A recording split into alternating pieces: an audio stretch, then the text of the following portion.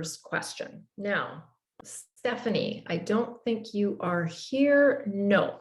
So I'm going to read Stephanie's question, and it's to do with siblings. And while you may not have a young child at home, you might have grandchildren, or you might be able to glean something out of this. Stephanie wrote to me and she said, I have a 4-year-old and I'm finding it hard to explain certain things in a way she will understand. I just made an appointment for family therapy. Any other suggestions? And I wanted to say, Stephanie, inside the Angel Moms VIP community, there is a presentation. So if you go to the presentation tab, and then underneath presentation, there's an Ask Me Anything topic. And if you click on that, I think it's the third presentation down, Ask Me Anything about helping siblings. So I'm going to answer your question, but also refer to that as well.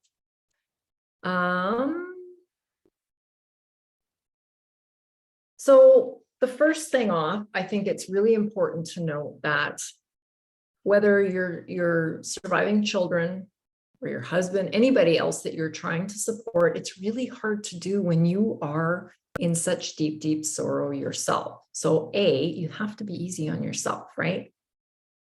And interestingly enough, kids do encounter death at an early age, oftentimes, right? It can be as simple as a dead bug, right? Mom, what's this dead bug all about? Or unfortunately, and I apologize for the name, but you all know what I'm referring to, roadkill.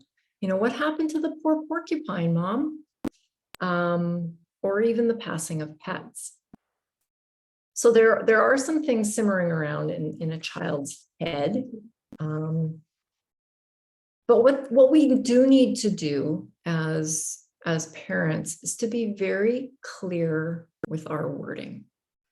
So many psychologists have mentioned, Jane, I see you nodding your head. There's so many psychologists have written so much information about how we can confuse children by trying to soften the words, right? Like we think of the words dead, dying, died as really harsh words, and they are. But to a small child, we say grandpa passed away, or they're resting in peace, or they're sleeping, that they don't get it, right? They need to know that this is permanent. Their reactions vary. And I think their reactions can take us back a bit, because one minute they might be zooming around, playing, acting as quote unquote normal. They might be asking about, a play date or things, and you might be thinking, child, we just lost your brother or sister. Like, what is wrong with you? But this is a normal reaction for a child. They might be sad for 5 seconds. They might be zooming around. This is all very normal. So I found a really good website that talks about just some simple things to keep in mind when we're helping a small child with the concept of having lost a brother or sister. And honesty is the best policy with a child as well. Simple, clear words that they understand. And I thought this was really good. Rather than even get into a complicated conversation about illness and all this kind of thing, their body quit working. Their body quit working. And I thought, wow, I thought that was meaningful. It's important that we express healthy grieving. And what I mean by that is transparency. Mommy's really sad today. It's normal to cry when we're sad.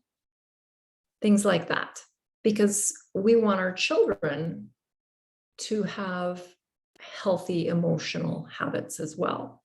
That was something that I struggled with my 15-year-old son. I tried to hide my tears from him. And then I thought, you know what?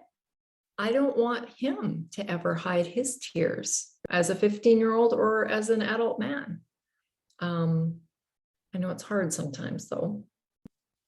I mentioned this before, but avoid those euphemisms like resting in peace and so on.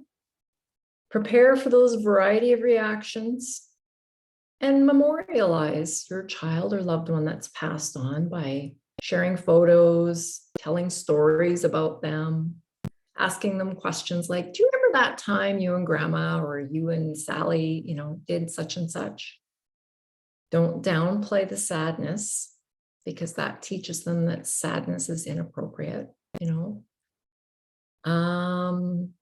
keep their routines, keep their boundaries, and to get help. And Stephanie has mentioned in her message to me is that they are booked in for family therapy. So I think that is a very good idea. A couple of books that I found really good.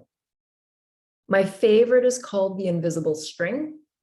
There's also one that's, I think, really good for kids under 4. It's just very bold colors, very simplistic drawings, and it's called The Goodbye Book.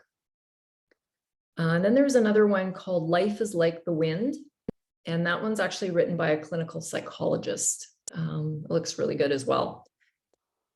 And I know I have brought this up lots, but I always think it's worth mentioning. I know we're talking about small children right now, but I think all of our children need to be considered in this loss of a sibling. The book that I always refer to, because it was just such a punch in the gut to me when I was researching my own book, is called Beyond Tears. And it's a bright yellow book. It looks like it's got kind of half of a yellow flower on the cover. And this is the second edition that I'm referring to. What makes it different from the first edition is that the appendix at the back is all interviews with the surviving children 10 years later, because the first book was written, and published 10 years ago. And the book is written in a really interesting way. I want to say there's 10 grieving moms who took part in this book. And the way it's written is like chapter 1, don't quote me on the topics, but chapter 1 might be, I don't even know. I can't even think of the topics, but then it's literally Sally ... and what Sally says about this topic. And then Brenda ... what Brenda says about this. So as I was reading this book, it was kind of like you're in the room with these 10 women who are having a conversation about whatever topic it is.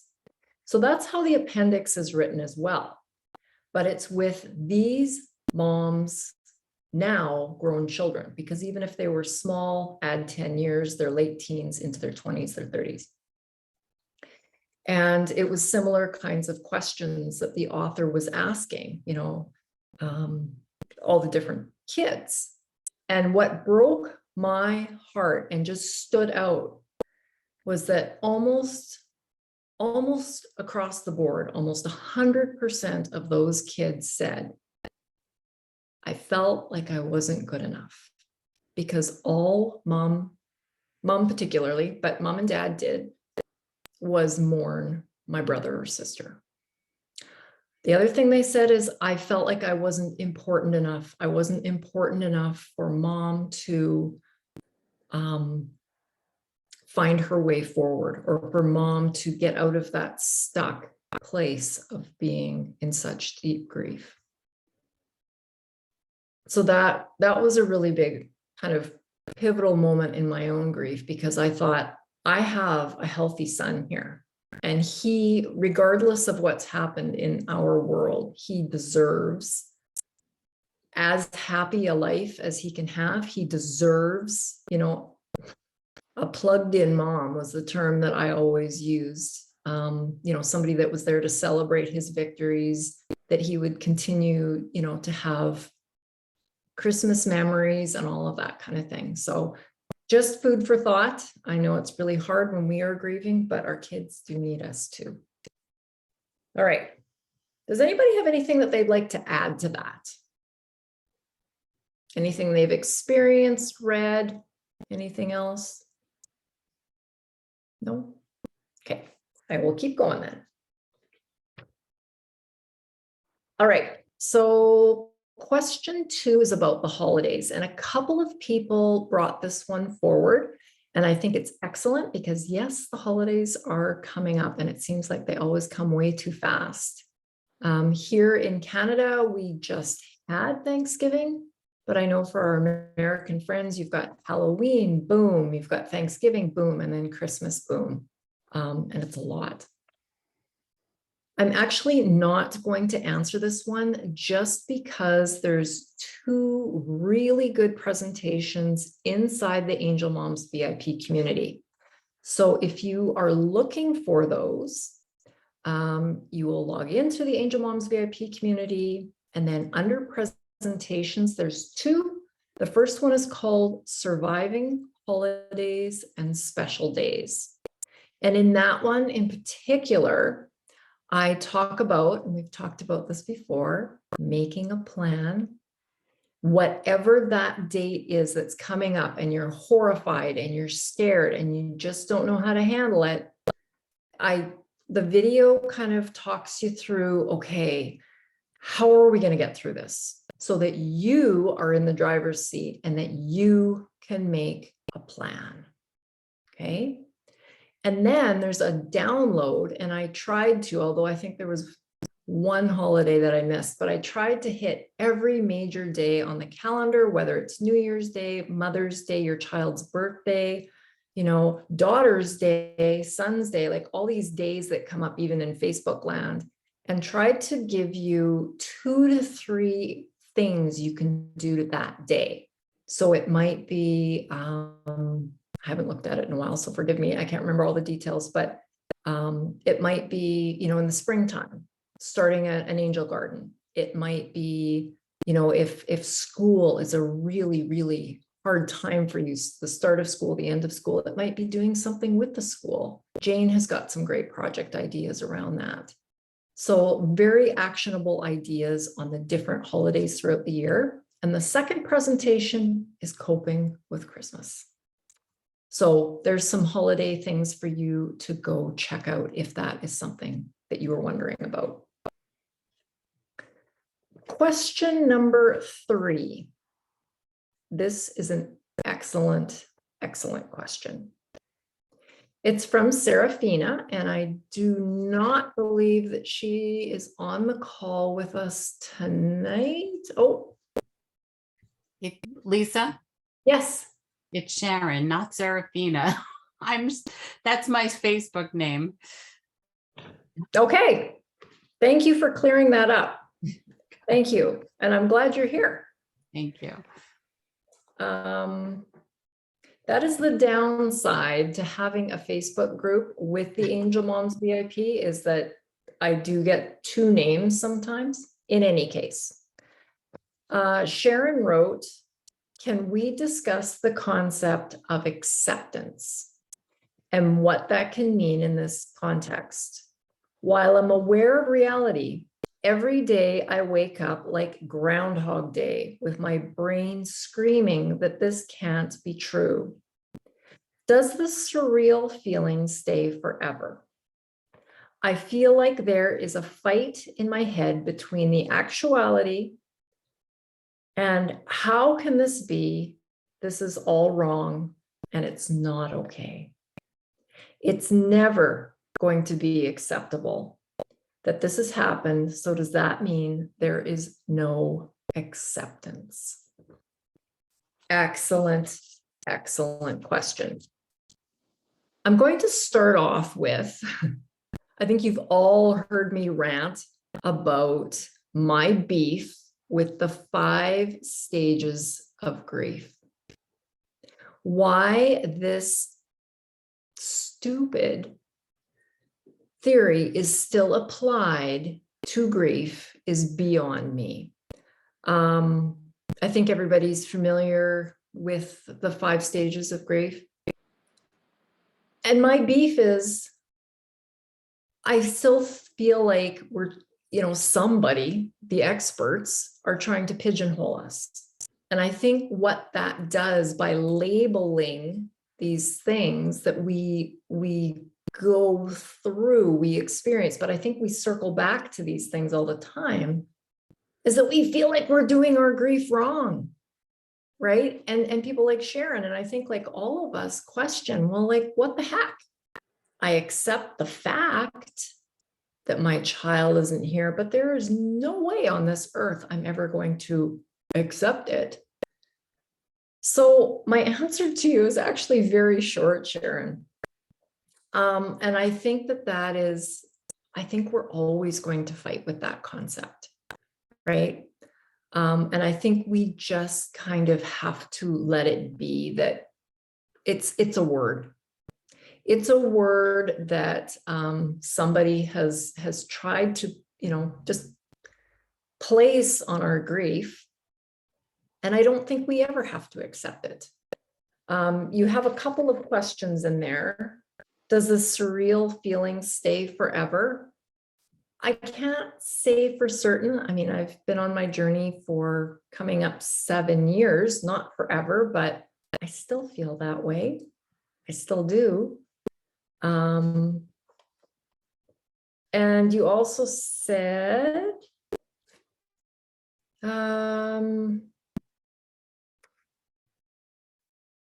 you feel like there's a fight between you. And I feel that is a perfect description, that waking up feeling like it's Groundhog Day. Here we go again. That realization that, it's another day without our child. As much as possible, I guess, just make peace with the fact that, it's a label and you don't have to define yourself as that. I also want to read something to all of you. I think I've shared this book before. In fact, I think Linda brought it up last week, and it's called After the Flowers Die. And it's written by another author that lives in the same province as I do here in Saskatchewan. And the cool thing about this book is that she's literally, like her topics, I don't know if you can see there, everything is alphabetized. And this book doesn't have a start really or an end.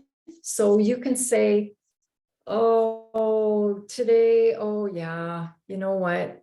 I really feel I need to read about distractions today, or whatever it is, and you can read that section and you can just flip and flop and go to, whatever is calling your name.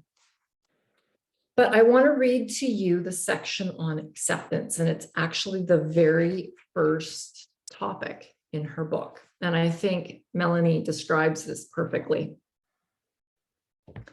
She writes, I know what you might be thinking. What? Accept this? How dare you even suggest that I accept the death of my child? Before you get angry, hear me out. I know this is not how life is supposed to work. Children should never die before their parents. My grandmother is 95 years old, and she and I had this conversation when Garrett died at age 8, and again when her son, my uncle, died at 58. When grief experts discuss the stages of grief, acceptance often comes last. I'd like to propose that it should be first, middle, and last. The acceptance of your child's death allows you to move through the other stages. It allows you to take ownership of your feelings and move towards healing. It seems fitting that acceptance begins this alphabetized glossary. Acceptance does not mean you are over it, nor does it mean that you know how you will live with it. And it certainly does not mean that you will forget your child. Acceptance means that, as heartbreaking as it is, you know that you cannot bring your child back. However, you will continue to search for ways to keep your child alive through positive actions and celebrations. Acceptance is the conscious choice of realizing that your relationship with your child has not ended. It has merely changed. It has changed from physically spending time together, mentally, emotionally, and spiritually spending the rest of your life on earth together. You will likely accept your child's death with your head far sooner than you accept it with your heart, and that's okay. I know my head accepted Garrett's death a long time ago, but a few months back, while setting the table for supper, I absentmindedly took 5 plates out of the cupboard. My heart needed a gentle reminder of our loss because it obviously wasn't so sure about this acceptance thing. Your heart may need some gentle reminders too. Be kind and patient with yourself as you search for this place of acceptance. Sharon, what are your thoughts on that answer?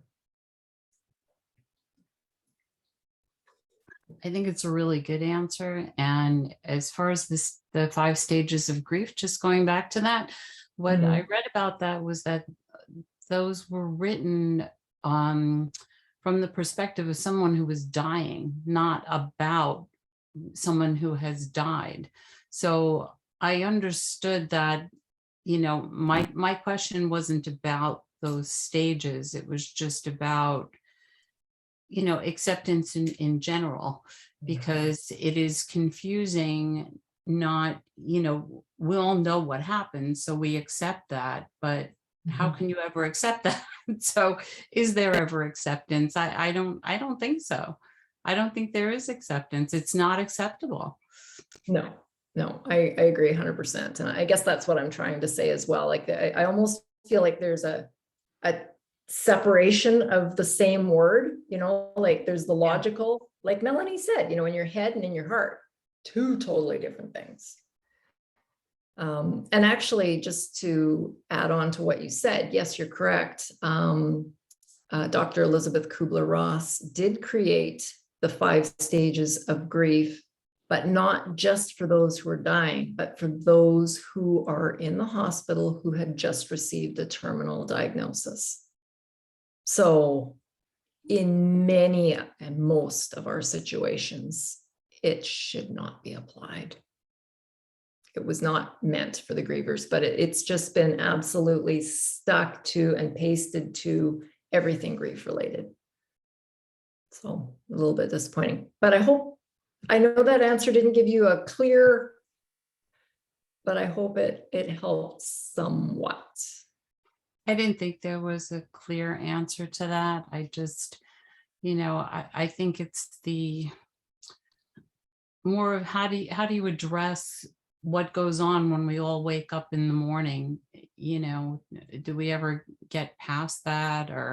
And it literally does feel like your brain is screaming. That's the only way I can describe how I feel. Like my head's on fire and this is just craziness, Yeah, it does seem all wrong. Agreed. Does anybody have anything they'd like to add to this topic? I see a hand up there. Susie?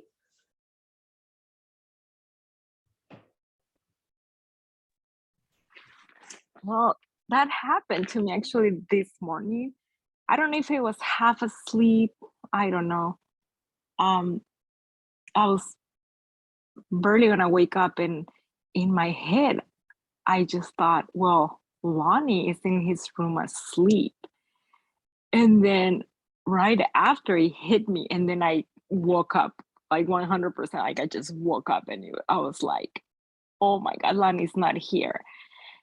And then I just went to therapy today, and I was talking to my husband, and I told him what happened to me today. And he says that every morning he wakes up like that. Right. And and then I was just waiting for that answer. Like, does it ever get better? Like for me, it doesn't happen often. Like today it happened, but it happens during the day. Actually, sometimes I'm even driving home and I'll just go like, hey, wait a minute, like Lonnie's not here, and then it hits me. Mhm. And then I guess my question too was like, does it ever get better? Because it's like, and every day it's like a punch in your stomach. Like it could be in the morning when I wake up, it could be during the day, it could be anytime. And then it's just kind of like, hey, Susie, like your son is not here. And then it just hits me. So I guess that's the question Cheryl is asking. Like, is your brain ever gonna get like not acceptance, but like know that, or no, like I forget my son is gone, and then it just hits me. It doesn't matter what time of the day. So I don't know. I think part of that is, and I'm going to talk about our brains in a minute, and I don't mean that to be funny, but really, part of that is our brain's way of protecting us, right? Because when you really step back and you think of the enormity of losing a child dying, it changes the shape of our families, it changes who we are, it changes everything. When you think of that enormity, I think if we were to sit in that enormity 24/7, I think we'd literally go insane. So I think our brain does try to give us a break, if that makes any sense. How long has it been for you, Susie? I can't remember. A year. He was a year in August, like a year and 2 months, like 12, like 14 months. We're all different. I don't think you can ever put a time stamp and say, oh, at this magic time, but I would have to say that every time my front door opened, I would like just the way my house is set up, I would, crane my neck around the corner to look from the kitchen, or I would drop what I was doing and I was looking for Katie. That started to decrease. It didn't stop for a long time, but I would say it was a good 2 years before I would say that I was not looking at the door more than I was looking, or I would, rather than look, it was kind of the mental thing. And then, but I think what you're both describing is very normal. And I think, Lynn, you have talked about that as well. That waking up in the morning, thinking, oh, I've got to get over and I've got to help Ashley and we're, this and this and this. And oh yeah. Right. And I see a lot of heads nodding too. So I suspect that other people have felt that way or do feel that way. I think it's very, very normal. Jane? I'd say it gets less the further along you go. It happened a lot to me in the beginning, and slowly getting less often, but I do still deal with this almost like my brain thinks, am I imagining it all? Was Amberly here, or did I imagine this? And like, was she real? Almost my mind goes through this, or did I just make her up? And so I deal with like that, but I have had the definitely I'll just be doing something and it's like, oh, I haven't checked on Amberly in a while. That happened a lot in the beginning. Mm-hmm. Yeah. Anybody else want to share their thoughts or their experiences? Lynn? Yeah, go ahead. Yeah, well, let's see, it was 3 years in August for Ashley. And I don't know, it's different for everybody, but I cared for her every single day. Mm-hmm. So I think it's imprinted in my brain yet, really deeply. And I'm just wondering, is the brain at some point, I mean, not emotionally, but I mean, will it at some point recognize the fact that that's not necessary anymore? I mean, chemical wise, or Because I know, like you've said, it affects us, our brains physically as well as mentally, Yeah. you know, what happens. So I'm, I would say yes, that it will, there will be, there, you know, in time, it won't be, there probably will always be some days when you wake up thinking that. mhm. But as Jane said, it does change, it fades, I don't even know the right word for it, but it does decrease. But I was listening because Lynn, I took care of Kayla too, but there's just like, there's never going to be a day that I don't look for her. Yeah, because, I mean, for just- those, yeah, because of the special needs issues, it's almost like, I don't know how to say it. It's like we've become one individual versus two. I guess that's how I looked at it, like with Ashley. We were connected at the hip, basically. And so, I don't know, sometimes I think not, you know, everybody's having a difficult time, but 32 years. Mhm. That's a long time. And to, you know, be so involved physically, emotionally, everything with Ashley, you know, that is a unique circumstance that both you and Patty had, that, you know, not the rest of us didn't have that situation. Yeah, Patty, it sounds like you're having a bad day, bad week, bad month. Yeah, Yeah. I think it's the beginning of all these holidays too. Do you know what I mean? Like Kayla left Halloween, you know, Thanksgiving, everybody's starting to make plans for Thanksgiving. And it's just like, and now you go in a store and it's like you're just overloaded with stuff. Mhm. yeah, Ashley loved Halloween too. I mean, all the holidays we did were for her, so that makes it really hard Mhm. since she's the only one.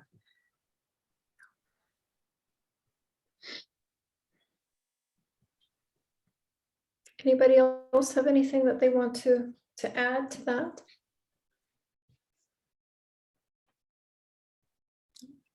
So, hey, Lisa, it's Linda. Linda.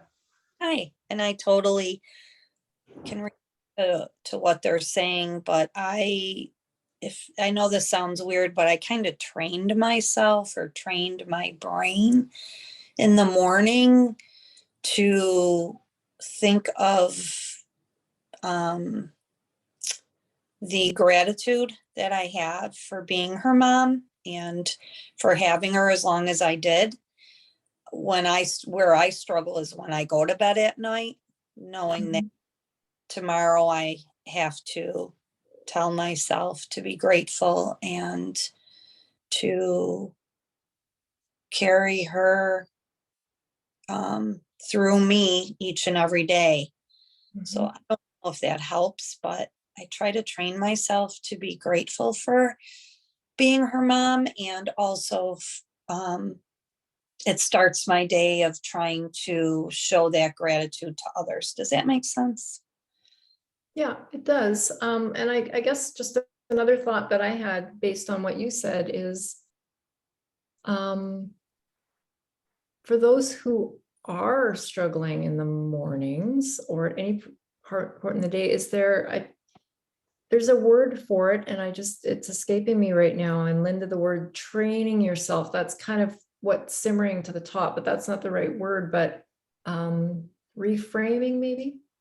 I'm not sure, but maybe it's I don't know if either of you ladies, if there's something in your routine that you could change, or because I think, you know, when we wake up expecting our kids to be there and they're not, it's, you know, it's, if there's something else that you could do in your routine, and I don't have that answer, it's just maybe a question to to percolate, to digest for a bit. I don't know. Sharon, were you raising your hand or did I? Yeah, my ahead, therapist please. tell me, I have been having trouble in the morning. I'm 3 months out, so it's very, very fresh and very traumatic. So I was waking up in this kind of panicky state. So she said, when I wake up and I'm fully awake, and I realize this before I get out of bed, just to do some breathing, grounding, hands on heart, hand on stomach. That seems to help a little bit to bring me back to earth, because I start getting that crazy buzz, doesn't get rid of it, but it does pull me away from where my head is going to, like you said, try to retrain it or, change it. And I find that if I get up, movement has been very, very important for me. I walk every day, I go outside, but the morning I think is particularly the hardest. Of course, it can happen any time of day, and does, just comes out of nowhere. But upon waking up is the first realization, that Melissa's not here. Yeah, and it is. I can't remember who said it. Maybe it was you, Susie. It's just like a punch in the gut, right? Every day, punch in the gut. And it's so hard because when you go places and you do things, All that. all these people are talking about their children and what they're doing, Mhm. and you're not part of those conversations. Mhm. You're right. I've been doing a lot of breathing, and I actually every morning I try to wake up and say, Lonnie, good morning. I'm sending you all my love. Mhm. I'm always talking to him and send me some signs, and Mhm. I'm just trying to breathe in meditation. It's been helping me, but today was just one of those days when I woke up and I was like, oh, just little things like Patricia says, when I went to the store, I get anxiety to see all those Christmas and Halloween, and everybody's like getting ready for Halloween parties, and it's like, oh, not me, my son is not here. So it's hard, especially when I think like this is my only one child. He was just everything to me, and now it's like I hear all these people talking about their kids, and it's like, not me. It's awful. Yeah. It really is. There's one last question here, and that is from Kelly. And I thought everyone can probably relate to Kelly's question, and I certainly could today too, and I'll tell you why in a minute. So Kelly said, will I ever get my memory back to what it was before? Is it permanently affected? And I'll read you my answer here in just a second, but Kelly, as I said, I'm almost 7 years out. I missed my hair appointment today. I missed it. I mean, I had to take my poor little dog to the vet. I think he's going to have his eye removed, but that's another story. And I got home and I sat down in my office and I looked at my calendar and I totally missed my hair appointment. So I bet you everybody here has at least a story, but I like to think of myself as a super organized person, but it still happens. I did some digging. I'm a science girl. I'm all about the research. There is actually no evidence that these changes that we experience when we're grieving are permanent. Thank God. And they're very, very, very common. Our cognitive responses slow down, and the short-term memory is affected, and it often takes a few years to regain it fully and get back to the normal mental capacity. So if you're within those first 3 years and you're still struggling, or you're like me and you still have blips, it's normal. And as I mentioned earlier, this is the brain's goal. Sorry, the brain's goal is survival, and it's to protect us.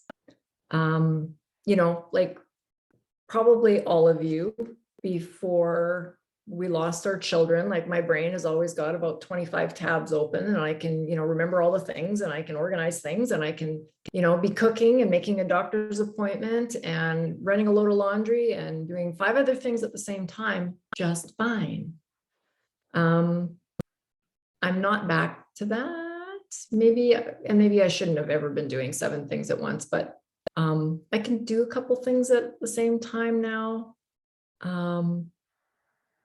But typically what is affected the most, according to my research, is that decision-making. I don't know if anybody else struggles with that. Word fluency, trying to find the words all the time, are the most common. But this was the big aha moment that I had today. I did do, I should have said this at the beginning, under presentations in the community, there's an Ask Me Anything section, and there is a question about brain fog. So if that's something that that you want to look at, you can go do that. But what I found out today is that we must work through our traumatic experiences, i.e. our loss, so that the brain can start functioning normally, and that it won't start functioning normally until we can work through that trauma. Makes sense, right? But I had never seen it written like that before. So if we still, you know, are dealing with the trauma, we need to get some help, or our brain function is still kind of stuck.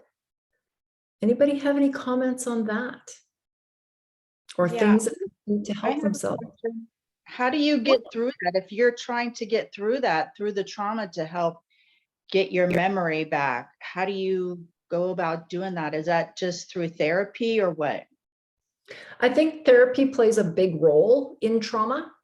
I've said it before. I know it, you know, there's not one cure for everybody, but EMDR, highly, highly, highly recommend it. There's that. I think cognitive behavioral therapy with a therapist will definitely help. You know, talking about your loss is really, really important, and that's, you know, a function of this group as well. But we have to do that for sure. I found, like I say, I would not say that my brain is back 100%, but it's probably back 90% on a good day. But leaving notes for myself, sticky notes on things. In my book, I even wrote, you know, there was a time I couldn't make supper. I love to cook, love to cook. I've put on dinner parties. I've had massive wine tasting parties, you know, where I've got all the things going on.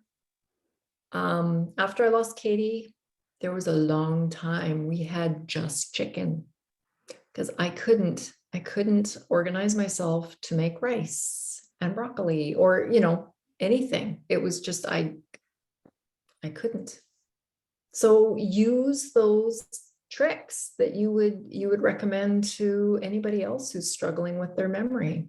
Putting notes in their phones, putting reminders in their phones, putting sticky notes out, checklists, all of that kind of thing.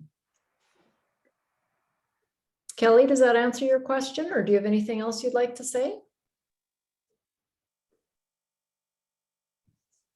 Let's see. You can unmute yourself there. Thanks. Yeah. No, thank you. Yeah, that answers it.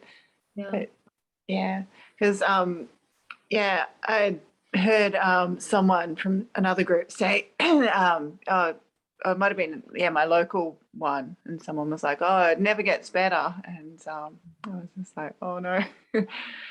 So yeah, kind of, yeah, it's a bit of a worry because I'm the same. I used to be able to multitask and do lots of things at the same time, and now I can't, remember words for things or what I'm doing or where I'm going. So yeah, I'm at 17 months now. Yeah. Yeah. And I think it's there's a better couple than what it was, in the first 6 months, but definitely Yeah. still bad. I think we have to be patient with ourselves. right? I think we have to say, okay, this is part of grief and it's okay. Like really, is it the end of the world if you can't remember 17 things where you used to? Not really, right? Not really. It's not a contest. Nobody's going to get a big fat gold medal because they remembered 17 things and could do 5 things at the same time. Give yourself grace is number one.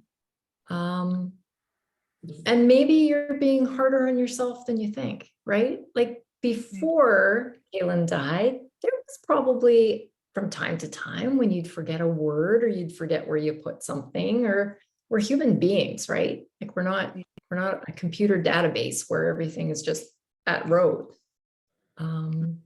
Just The to things, be, one thing I'm sorry, Yeah. frustrating, is that blanking out.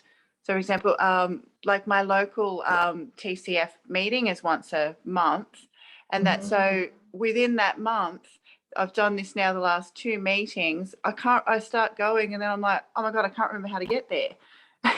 And completely blank out and got lost. And I'm like, I went there like just a month ago and it's literally 8 minutes away in the car.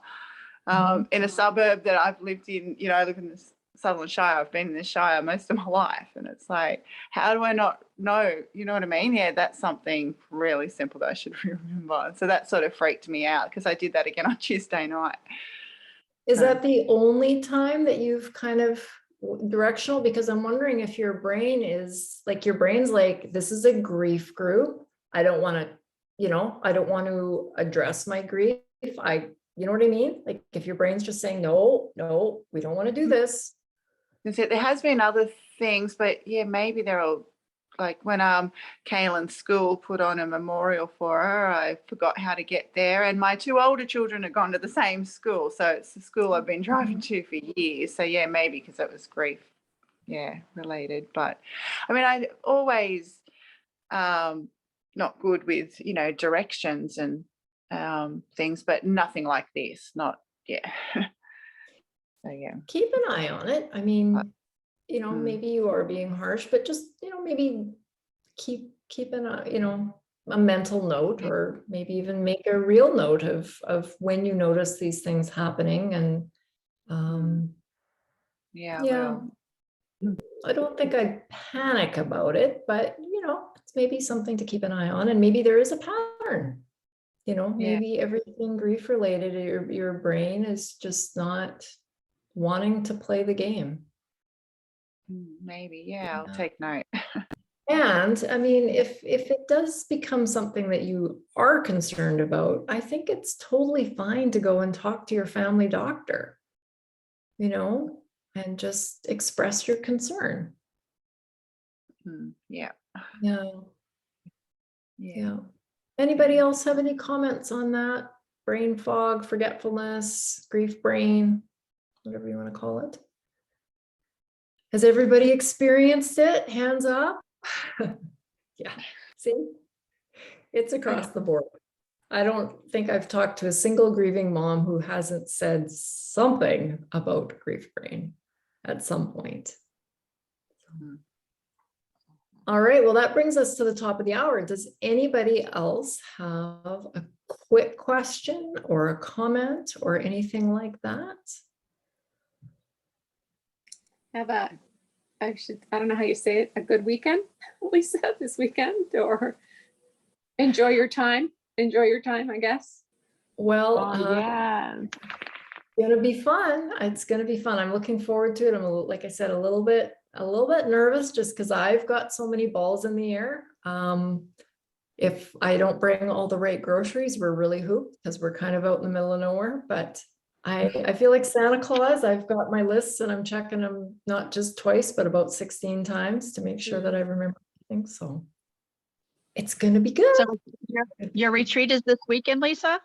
It is. Yep. Oh, how exciting though. Yeah, it really is. In fact, a couple of the ladies from Ontario, I believe, are leaving tomorrow. Deborah, is that correct? Yeah. Are you guys flying, getting on the plane? Yep, tomorrow? our flight leaves just around noon. Yeah. And we've got our Okay. seats, we're sitting together. So there's Awesome. a lot of together. And Sandra Olafson and Janice are driving, and I think they're staying in Yorkton tomorrow night. Anyway, I think they're leaving tomorrow too, so. And Joyce from Houston is staying at the same hotel as we are. And Sandy LaRose is picking us up at the airport. Wonderful. So we That's nice. of her And to then do that. Laura is driving to Nipawin. With, Great, yeah, Joyce, myself and Angela. So, wonderful, wonderful. yeah, Wow, how exciting. I can't wait to hear all about it. yeah. Me too. And Me too. Fun. Have a great time. We will. And I don't know if you were here at the very, very beginning, Linda, and there was a couple people that came in later. Just, get your wheels turning about other locations. I know this is a little bit Right. remote for a lot of our American friends, but if you hear about somebody going to a retreat somewhere or something, then let's put it on the list. Sounds good. We'll start planning for the next one. Great. All right, Have a everyone. great time. So much for coming, and we'll let you know how it goes next week. Awesome. Have fun. Okay, Take care. Bye-bye. take care, everyone. Good night. Yeah.